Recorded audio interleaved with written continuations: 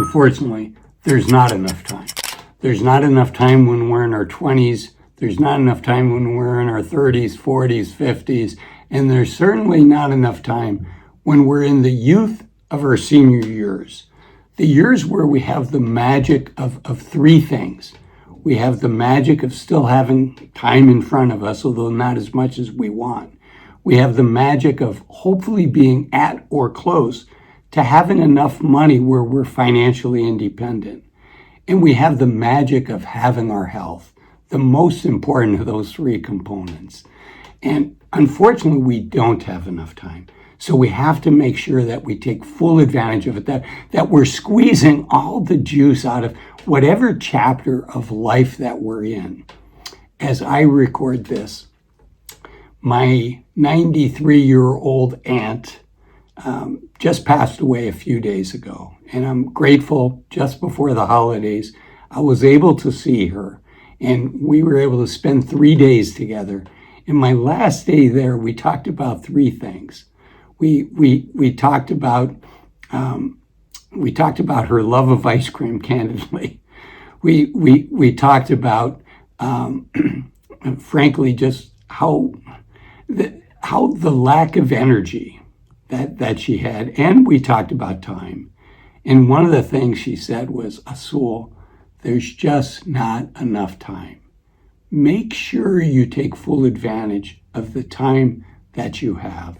And that was the last conversation that I had with her. And as a financial advisor for over 20 years, I have worked with families who have a loved one passing away.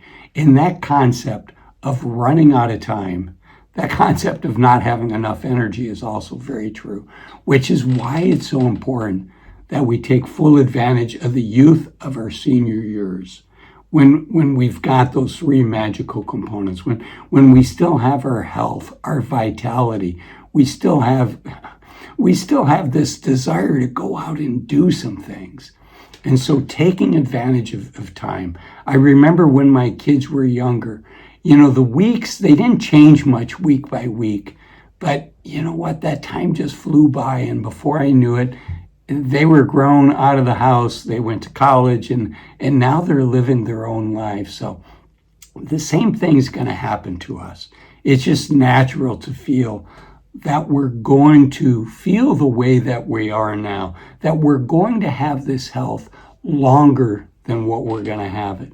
Unfortunately, the World Health Organization tells us that the average American is going to lose our health. We're going to lose our health at just 66.1 years old.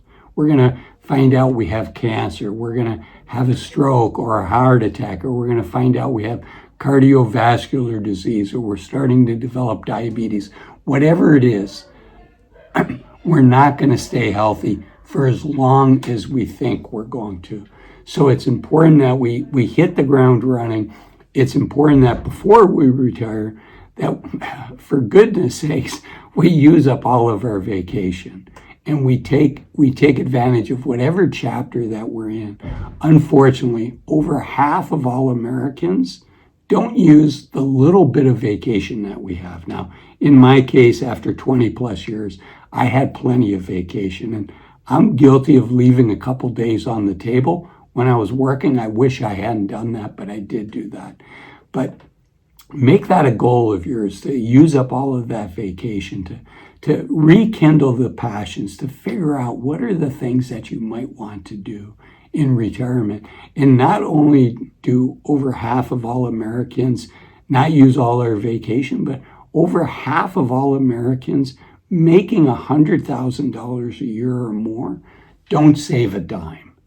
That's just shocking. And the statistics show out in our savings as well. Almost half of all Americans have $0 saved for retirement, and 80% of us have less than $100,000 saved. So, our time is one of our most precious resources. And obviously, we're exchanging time for money, right? If you're still working, we are doing that. So make sure that at the end of the year, we have something to show for that we've saved some of that money so that we can have that money start working harder for us so that maybe we can work a little bit less hard. We can invest in our health. We can invest in things that are going to bring us joy. We can invest in things that are going to save us time. Think about the things that you do that would be easy to hire somebody else to do, that would free up some of your time, whether that's cleaning your house, maybe doing the laundry, mowing the lawn, shoveling the drive, all those things that when I was younger, with the exception of cleaning homes, people wouldn't want me cleaning their home. But many of those things I did for other people, right? Because while I was rich in time, I was poor in money, and I was poor in skills, right? So I had to trade that. And I tell young people all the time, while I'm a fan of throttling back and enjoying your life, there are seasons in our life. And in your 20s, early in your career, there's all kinds of compounding working in your favor, both for your savings, but also for the sacrifices that you make to learn new skills, to network, to make new relationships. And the sooner you can do that, the sooner you can sacrifice to start gaining those other areas that you're poor in now, the sooner they have to start growing and helping you reach your goals.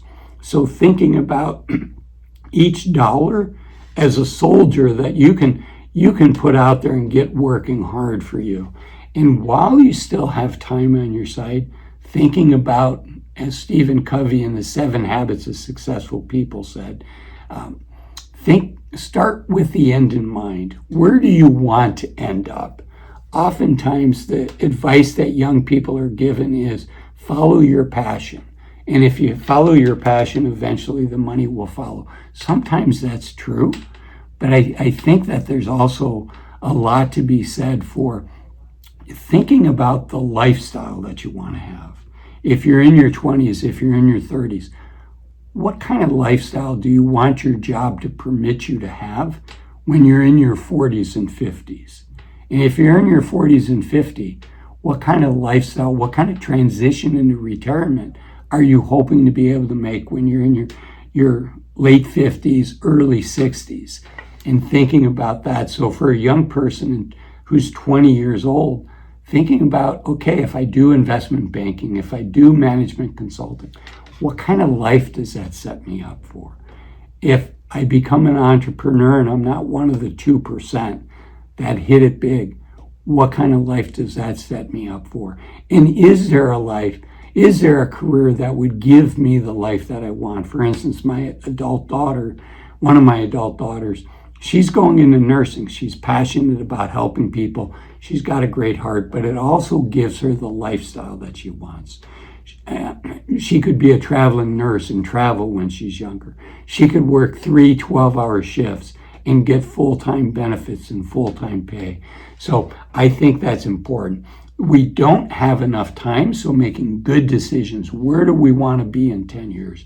Where do we want to be in 20 years? And that's why I made this video here, which talks about what is the right time to retire. It's called Why Waiting to 65 to Retire Might Be a Big Mistake. I'll see you in that one. Thanks for watching this one. Bye-bye.